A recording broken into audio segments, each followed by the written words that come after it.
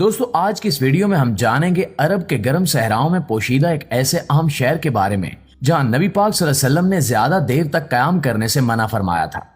ایک ایسا شہر جو ماضی کے دریچوں سے جھانکتی ایک ایسی قوم کی تباہی کی لازوال داستان کے ان منٹ نقوش خود میں سموئے ہوئے ہیں، جسے رات کے اندھیرے میں زبردست عذاب الہی کا سامنا کرنا پڑا تھا۔ آئیے جانتے ہیں کہ ایسی کیا بات ہے اس شہر میں جہاں کے صرف ایک کنویں کے علاوہ نبی پاک صلی اللہ علیہ وسلم نے کہیں سے پانی پینے اور کسی دوسری شے کھانے سے منع فرمایا ہے۔ دوستو پرانی امتوں پر آنے والے عذاب اور ان کی سرکشی اور نافرمانی کے بارے میں اللہ تعالیٰ نے واضح الفاظ میں بتایا ہے اور امت محمدیہ کو اس بات کی تنبیہ کی ہے کہ سرکش اور مغرور قوموں کا انجام کیسا ہوا کرتا تھا۔ عالمی تاریخی اور قدیم ورثے کو محفوظ رکھنے والے ادارے یونیسکو کی فہرست میں شامل یہ شہر الاولیٰ نامی علاقے میں موجود ہے۔ ماہرین آثار قدیمہ کے مطابق اس شہر میں دریافت کی جانے والی تعمیرات نہایت ہی حیرت انگیز اور عقل انسانی کو دنگ کر دینے والی ہیں۔ یہاں رہنے والے لوگوں نے سخت اور پتھریلے بڑے بڑے پہاڑوں کو تراش کر اپنے گھر اور محلات تعمیر کر رکھے تھے۔ اس طرح کی رہائشی تعمیرات پھر دوبارہ کوئی قوم نہ کر سکی، یہاں تک کہ آج کے اس جدید دور میں بھاری مشینری کے ساتھ بھی اس طرح سے پتھریلے پہاڑوں کا سینہ چاک کر کے ان کے بیچ نہایت باریک بینی سے محلات تعمیر کرنا انتہائی کٹھن اور ناممکن سا لگتا ہے۔ ماہرین کا کہنا ہے کہ یہ قوم اپنی ثقافت سے بہت ہی ذہین اور سائنسی علوم کی ماہر لگتی تھی۔ یہ علاقہ کبھی سرسبز و شاداب ہوا کرتا تھا، جہاں وافر مقدار میں اناج اور دیگر فصلیں ہوا کرتی تھیں۔ اس شہر کا نام الحجر ہے اور یہ سعودی عرب میں عالمی تاریخی ورثے کے طور پر بھی جانا جاتا ہے۔ اس شہر میں ایک ایسی مغرور قوم آباد تھی جو خود کو انتہائی طاقتور مانتی تھی اور اپنے گھمنڈ میں اللہ کی شدید نافرمانی کی مرتکب ہوئی تھی۔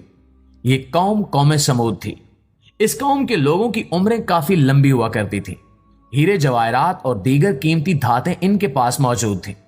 بے پناہ دولت اور عیش و عشرت نے انہیں سخت غفلت میں ڈال دیا تھا۔ یہ اپنی قوم کے غریب اور لاچار لوگوں پر ظلم کے پہاڑ توڑتے تھے اور ان کا قتل بھی کر دیتے تھے۔ قوم سمود کے پاس سب کچھ موجود تھا، مگر اس کے باوجود ان کی ہرس ختم نہیں ہوئی تھی اور مزید دولت اور طاقت کے لیے یہ لوگ ایک دوسرے کا خون تک بہانے سے گریز نہیں کرتے تھے۔ اللہ نے قرآن پاک میں سورہ الاعراف میں اس قوم کا ذکر کچھ یوں کیا کہ یاد کرو جب تمہیں عاد کے بعد جان نشین بنایا اور تمہیں زمین میں جگہ دی کہ نرم زمین میں محل بناتے ہو اور پہاڑوں میں گھر تراشتے ہو، سو اللہ کے احسان کو یاد کرو اور زمین میں فساد مت مچاتے پھرو۔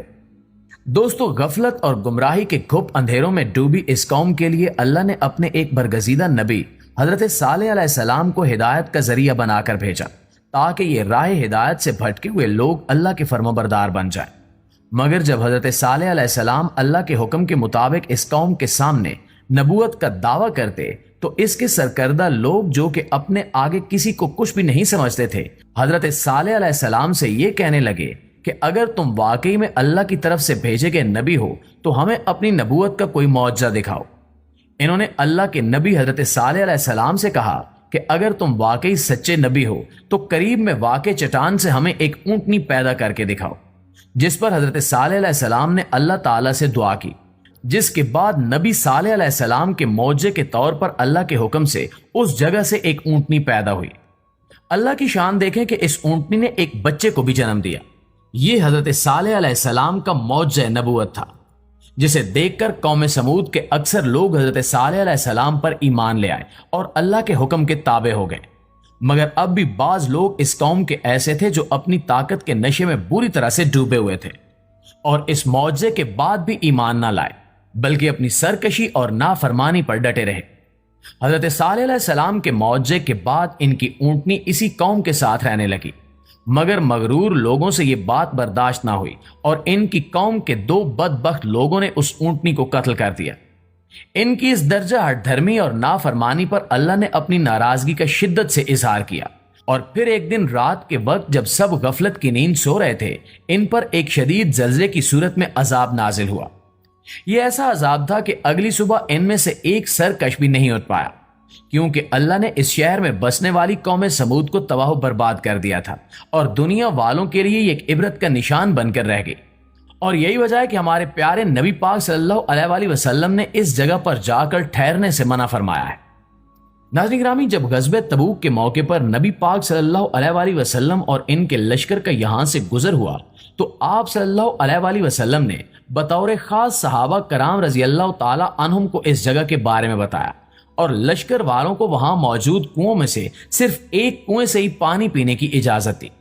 ये वही कुआं था जिससे हजरत सालेह अलैहिस्सलाम की ऊंटनी ने पानी पिया था। आप सल्लल्लाहु अलैहि वसल्लम ने इस जगह पर तफरीहात और यहां ज्यादा देर क्याम करने से भी मना फरमाया, मगर अफसोस की बात यह है कि आज हम मुसलमान गुमराही की न जाने किस राह पर चल निकले हैं कि हम पिछली उम्मतों के इबरतनाक अंजाम तक को भुला बैठे हैं।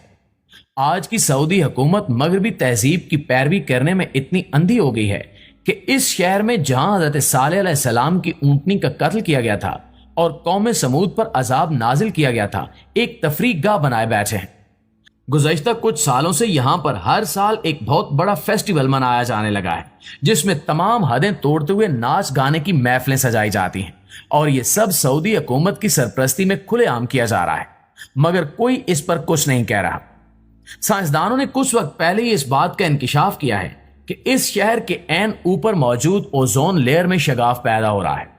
आसान लफ्जों में अगर समझा जाए तो ओजोन नामी एक ऐसी तह है जो कि जमीन और सूरज के दरमियान मौजूद है, जिसकी वजह से सूरज की खतरनाक शुआएं जमीन पर मौजूद इंसानों तक नहीं पहुंच पाती। मगर अब हर गुजरते दिन के साथ इसमें सुराख बनता जा रहा है जो कि इंसानों के लिए इंतहाई खतरनाक साबित हो सकता है।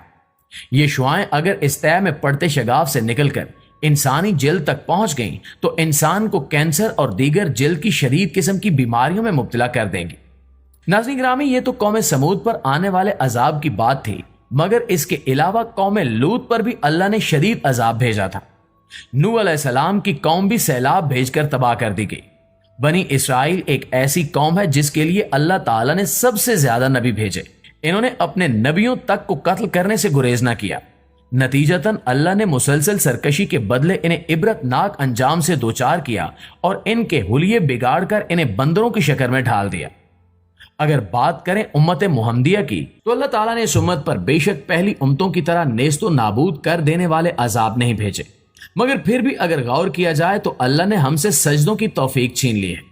हम पर करप्ट तरीन हुक्मरान मुसल्लत कर दिए हैं। हमें सूद की अनदेखी जंजीरों में कैद कर दिया गया है। हमारे बीच शदीद फूट पैदा हो चुकी है। ये सब अल्लाह ताला की नाराजगी नहीं तो और क्या है कि हमें गुनाह नहीं लगता। हराम हम हलाल के लिबादे में सजा देखकर खा लेते हैं। हमारे बीच से हकीकी उलमा उठा लिए गए हैं। हिदायत के दरवाजे हमने अपने हाथों से खुद पर बंद कर लिए हैं। ये सारी बातें शिद्दत से इस बात की तरफ इशारा करती हैं कि अल्लाह हमसे वाकई बहुत नाराज है। आखिर में दुआ है कि अल्लाह ताला हम सब पर अपना रहमो करम नाजिल फरमाए। आमीन सुमा आमीन।